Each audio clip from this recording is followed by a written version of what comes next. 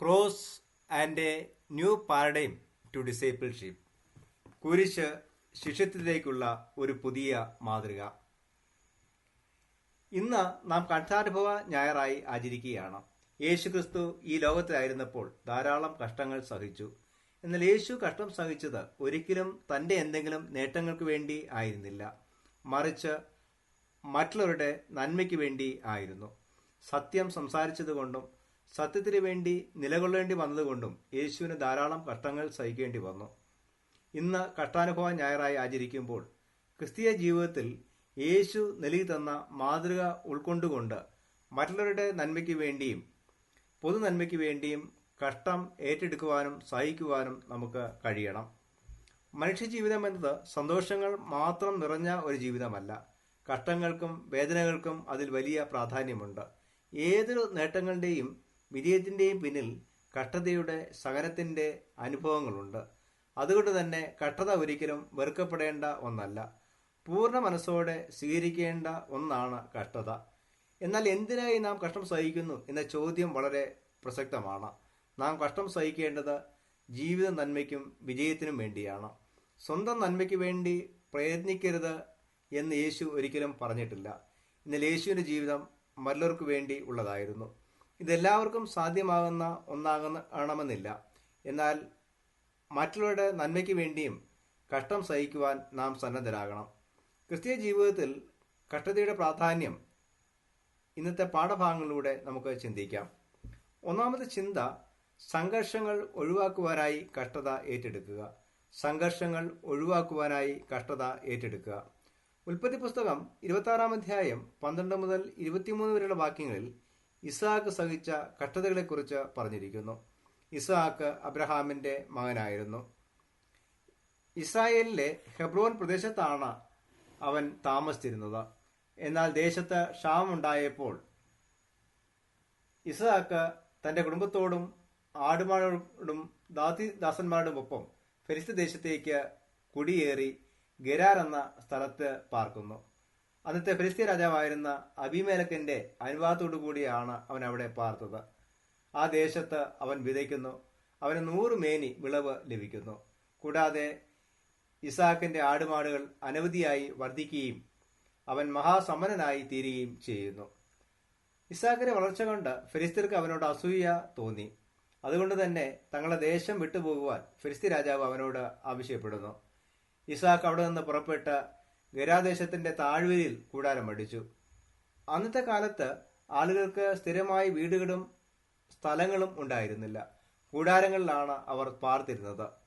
ആടുമാടുകൾക്കുള്ള തീറ്റയും വെള്ളവും അതോടൊപ്പം കൃഷി ചെയ്യാൻ അനുയോജ്യമായുള്ള സ്ഥലങ്ങളാണ് അവർ താമസത്തിനായി തിരഞ്ഞെടുത്തിരുന്നത്. ഗെരാ താഴ്വരയിൽ ഇസ്ഹാക്ക് തന്റെ ആടുമാടുകൾക്കും മറ്റുമായി കിണർ കുഴിക്കുന്നു. എന്നാൽ ഗെരാദേശത്തിലെ ഇടയന്മാർ അതിനെ ചൊല്ലി ഇസ്ഹാക്കിനോട് ശണ്ടയിടുന്നു.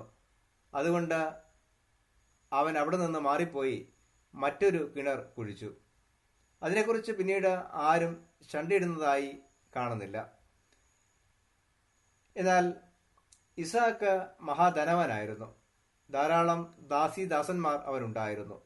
മറ്റുള്ളവരെ ആക്രമിച്ച് തോൽപ്പിക്കുവാനും തക്കം കഴിവുള്ള പരാക്രമശാലികൾ തനിക്കുണ്ടായിരുന്നു. എങ്കിലും ആരോടും വഴക്കിടാൻ ഇസ്ഹാക്ക് ശ്രമിക്കുന്നില്ല. മറിച്ച് വഴക്കുകൾ ഒഴിവാക്കാനായി അവിടെ നിന്ന് മാറിപ്പോവുകയാണ് അവൻ ചെയ്തത്. അതുകൊണ്ട് തന്നെ ദൈവവുമായി നല്ലൊരു ബന്ധം സ്ഥാപിക്കുവാനും ദൈവം അവനെ കൂടുതൽ അനുഗ്രഹിക്കുവാനും അത് കാരണമായി തീരുന്നു. ഇത് നമുക്കുള്ള മാതൃകയാണ്. വഴക്കുകൾ ഉണ്ടാക്കുന്നവരായിട്ടല്ല, പ്രതികൂല സാഹചര്യങ്ങൾ പോലും വഴക്കിൽ നിന്ന് ഒഴിവാകുന്നവരായി തീരുവാനും അതോടൊപ്പം അതുമൂലമുണ്ടാകുന്ന കഷ്ടതകൾ ഏറ്റെടുക്കുവാനും നമുക്ക് കഴിയണം. രണ്ടാമത്തെ ചിന്ത, ക്രിസ്തുവിന് വേണ്ടി കഷ്ടത ഏറ്റെടുക്കുക. ക്രിസ്തുവിന് വേണ്ടി കഷ്ടത ഏറ്റെടുക്കുക. 2 കൊരിന്ത്യർ 12 അധ്യായം 23 മുതൽ 31 വരെയുള്ള വാക്യങ്ങളിൽ അപ്പോസ്തലനായ പൗലോസ് ക്രിസ്തീയ ദൗത്യത്തിന്റെ ഭാഗമായി താൻ സഹിച്ച കഷ്ടതകളെക്കുറിച്ച് വിവരിക്കുന്നു. താൻ കഷ്ടത ഏറ്റെടുത്തത് തന്റെ ബുദ്ധിഹീനത നിമിത്തമല്ല എന്ന് പൗലോസ് പറയുന്നു. താൻ ക്രിസ്തീയ ദൗത്യത്തിനായി സഹിച്ച കഷ്ടതകളെക്കുറിച്ച് പറയുന്നതും പ്രശംസിക്കുന്നതും തെറ്റാണെന്ന് ബോധ്യമുണ്ടെങ്കിലും ക്രിസ്തീയ ജീവിതത്തിൽ കഷ്ടതയുടെ പ്രാധാന്യത്തെ മറ്റുള്ളവർ മനസ്സിലാക്കണമെന്ന് താൻ ആഗ്രഹിച്ചിരുന്നതിലാണ് താൻ അപ്രകാരം സംസാരിക്കുന്നത് എന്നും പൗലോസ് പറയുന്നു. ഈ ലോക ജീവിതത്തിൽ സ്വയം പ്രശംസിക്കുവാനായി ഒന്നും തന്നെയില്ല എന്ന ബോധ്യമുള്ള വ്യക്തിയായിരുന്നു പൗലോസ്. പൗലോസ് ധാരാളം അധ്വാനിച്ചു. ഏകദേശം 7 പ്രാവശ്യം തടവിലായി, പലതവണ അടികൊണ്ടു, പലപ്പോഴും മരിച്ചു പോകുമെന്ന് പോലും ചിന്തിച്ചു. ഒരു തവണ കല്ലേറ് കൊണ്ടു. 3 തവണ താൻ സഞ്ചരിച്ചിരുന്ന കപ്പൽ അപകടത്തിൽപ്പെട്ടു. ഉറക്കിളപ്പ്, വിശപ്പ്, ദാഹം, പട്ടിണി, തണുപ്പ് ഇവയെല്ലാം ഉണ്ടായിരുന്നെങ്കിലും തന്നിൽ ഏൽപ്പിക്കപ്പെട്ട ദൗത്യമായിരുന്നു തനിക്ക് പ്രധാനം. താൻ കഷ്ടത സഹിച്ചത് തന്നെ ദൗത്യമേൽപ്പിച്ച ക്രിസ്തുവിനു വേണ്ടിയാണ് എന്ന ബോധ്യമാണ് പ്രതികൂലങ്ങളുടെ മധ്യത്തിലും പിന്തിരിയാതെ പ്രവർത്തിക്കുവാൻ തന്നെ പ്രേരിപ്പിച്ചത്. ക്രിസ്തീയ വിശ്വാസികളാകുന്ന നാം ക്രിസ്തുവിന്റെ ദൗത്യം ഏറ്റെടുത്തവരാണ്. ക്രിസ്തുവിനു വേണ്ടി കഷ്ടത ഏറ്റെടുക്കുവാൻ നാം സന്നദ്ധരാകണം. പൗലോസ് വളരെ വിദ്യാസമ്പന്നനും സ്ഥാനങ്ങളും അധികാരങ്ങളുമുള്ള വ്യക്തിയായിരുന്നു. അവയെല്ലാം വിട്ടാണ് ക്രിസ്തുവിനു വേണ്ടി കഷ്ടത സഹിക്കുവാൻ തന്നെ സന്നദ്ധരായത്. തനിക്ക് വേണമെങ്കിൽ ഏത് സമയത്തും അതിൽ നിന്ന് പിന്തിരിയാമായിരുന്നു. എന്നാൽ പൗലോസ് അത് ചെയ്തില്ല. ക്രിസ്തുവിനു വേണ്ടി പൗലോസിനെ പോലെ കഷ്ടത ഏറ്റെടുക്കുവാൻ നമുക്കും കഴിയണം. മൂന്നാമത്തെ ചിന്ത, ജീവിത നന്മയ്ക്കും വിജയത്തിനുമായി കഷ്ടത ഏറ്റെടുക്കുക.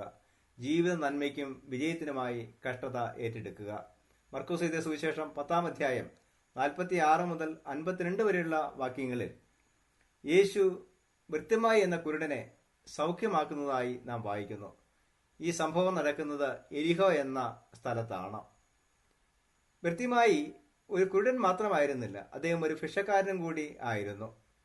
ഈ സംഭവം നടക്കുന്ന സമയത്ത് യേശുവിന്റെ കൂടെ ധാരാളം ആളുകളുണ്ടായിരുന്നു. അവരുടെ ശിഷ്യന്മാരും അവനെ അനുഗമിച്ചിരുന്നു. ഭൃത്യമായി ഇവിടെ യേശുവിനെ കണ്ടുമുട്ടുന്നത് വളരെ യാദൃശ്ചികമായാണ്. യേശുവാണ് തന്റെ അടുത്തുകൂടെ നടന്നു പോകുന്നത് എന്ന് ഭൃത്യമായി മനസ്സിലാക്കുന്നു. അവൻ ദാവീദ് പുത്ര യേശുവേ, എന്നോട് കരുണ തോന്നണമേ എന്ന് നിലവിളിക്കുന്നു. അനേകർ അവനെ ശാസിക്കുന്നു, എങ്കിലും അവൻ തന്റെ നിലവിളി നിർത്തിയില്ല. യേശു അവന്റെ നിലവിളി കേട്ടു. അവൻ തന്റെ നടത്തം നിർത്തുന്നു. അവനെ വിളിപ്പിൻ എന്ന് യേശു തന്റെ ശിഷ്യന്മാരോട് ആവശ്യപ്പെടുന്നു. ഭൃത്യമായി തന്റെ ഭിക്ഷാടനത്തിന്റെ പുതപ്പ് ഇട്ടുകളഞ്ഞ് ചാടി എഴുന്നേറ്റ് യേശുവിന്റെ അടുക്കൽ ചെല്ലുന്നു. ഞാൻ നിനക്ക് എന്ത് ചെയ്തു തരണമെന്ന് യേശു അവനോട് ചോദിക്കുന്നു. അവൻ വ്യക്തമായ ഭാഷയിൽ എനിക്ക് കാഴ്ച പ്രാപിക്കണം എന്ന് പറഞ്ഞു. യേശു പറഞ്ഞു, പോക, നിന്റെ വിശ്വാസം നിന്നെ രക്ഷിച്ചിരിക്കുന്നു. ആ ക്ഷണത്തിൽ തന്നെ അവൻ കാഴ്ച പ്രാപിക്കുകയും യേശുവിനെ അനുഗമിക്കുകയും ചെയ്തു. തുടർച്ചയായ നിലവിളിയാണ് ഭൃത്യമായിയുടെ സൗഖ്യത്തിന് കാരണമായി തീർന്നത്. കൂടാതെ തന്റെ ആവശ്യത്തെക്കുറിച്ച് വളരെ വ്യക്തമായ ബോധ്യവും അവന് ഉണ്ടായിരുന്നു. അതോടൊപ്പം അവനത് തന്റെ ആവശ്യം വളരെ കൃത്യമായി യേശുവിന് മുന്നിൽ അവതരിപ്പിക്കുകയും ചെയ്യുന്നു. മടുത്തു പോകാതെ പ്രാർത്ഥിക്കേണ്ടതിന്റെ ആവശ്യതയെക്കുറിച്ചും ആവശ്യങ്ങളുടെ വ്യക്തതയുമാണ് ഇവിടെ നാം കാണുന്നത്. കൂടാതെ യേശുവിനെ അനുഗമിക്കുവാനുള്ളതായിട്ടുള്ള സന്നദ്ധതയും ഭൃത്യമായിക്ക് ഉണ്ടായിരുന്നു. ഇവയെല്ലാം സൗഖ്യത്തിന് കാരണമായി തീർന്നു. സ്വന്തം നന്മയ്ക്ക് വേണ്ടിയും കഷ്ടത അനിവാര്യമാണ് എന്ന് ഭൃത്യമായുടെ അനുഭവം നമ്മെ ഓർപ്പിക്കുന്നു.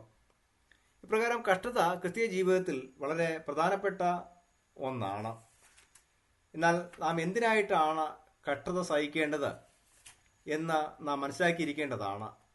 ഒന്നാമതായി,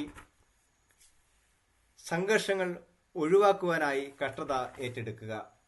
2, ക്രിസ്തുവിനു വേണ്ടി കഷ്ടത ഏറ്റെടുക്കുക. 3, ജീവിത നന്മയ്ക്കും വിജയത്തിനുമായി കഷ്ടത ഏറ്റെടുക്കുക. ഇപ്രകാരം കഷ്ടതകളെ പോസിറ്റീവായിട്ട് കാണുവാനും അത് സന്തോഷത്തോടെ ഏറ്റെടുക്കുവാനും നമുക്ക് സാധിക്കണം. അതിന് ദൈവം നമ്മെ സഹായിക്കുമാറാകട്ടെ. ആമേൻ.